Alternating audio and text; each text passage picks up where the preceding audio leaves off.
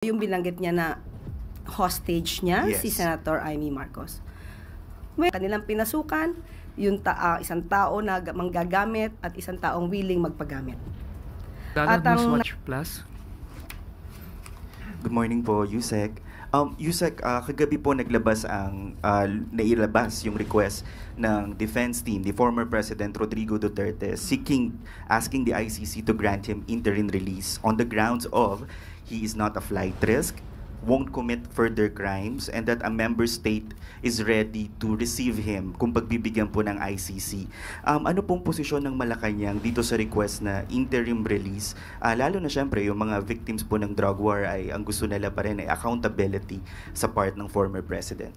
Well, unang-una, nabasa natin na parang i-claim po nila or ilalagay po nila sa kanilang petition na that Mr. Duterte will not imperil proceedings if released. Mr. Duterte will not continue to commit crimes. So in one way or another, the council admitted that the former president, had committed such crimes. Just a question. Because they will include that in their motion or petition that Mr. Duterte will not continue to commit crimes. So may pag-amin ba rito?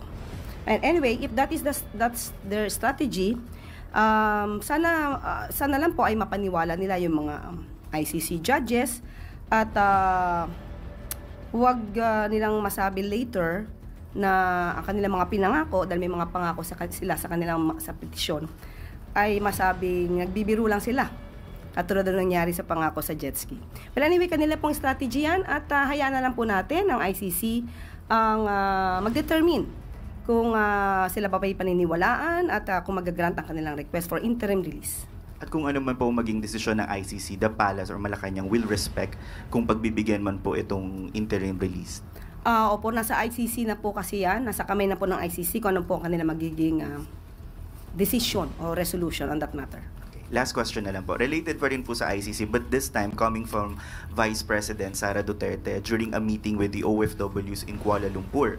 Ang sabi niya po, kasama niya rin kasi si Senator Amy Marcos. Sabi niya, dinadala niya raw doon si Senator Amy kahit saan kasi hindi ako ang magbabalik kay dating Pangulong Duterte sa Pilipinas dahil ang kapatid mo, referring to President Bongbong Marcos, ang nagpadala sa kanya sa The Hague. Ikaw ang magbalik sa kanya. So, how does Malacanang respond to this statement, especially with former Duterte now, President Duterte now seeking interim release? At saka, yung message nga po sa mga OFW na si Pangulong Marcos daw yung nagpadala sa Hague. Ito ba yung yung binanggit niya na hostage niya, Yes. si Senator Amy Marcos? Well, yan po ay kasunduan ng dalawa, ng Vice Presidente at ni Senator Amy Marcos. Ang Pangulo ay hindi at walang partisipasyon sa kanila naging kasunduan. It is, the President is not a privy to the contract or agreement between a user and a person willing to be used. Hindi walang kinalaman ng Pangulo sa kontratang kanilang pinasukan, yung isang tao na manggagamit at isang taong willing magpagamit. At ang nais lang po natin sana ay ang Pangulo po kasi ang sinabi niya ay tuloy-tuloy siya sa kanyang pagtatrabaho, focus sa trabaho. Nadagdag pa nga po ang problema dito sa Siquijor. At kung ang Vice Presidente lamang sana ay nakipag-usap sa kanyang kaibigan, baka hindi pa dumaan at dumating sa krisis na ito sa Siquijor. Thank you, Tristan. Next question, Eden Santos, Net25.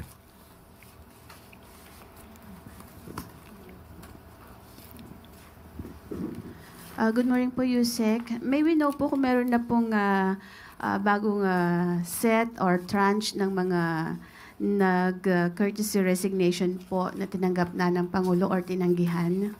Wala pa po tayong update sa ngayon. Regarding po doon sa sinabi ng Pangulo na nasa baba na or nasa mga USEC na yung focus po nung pagtingin doon sa mga performance ng mga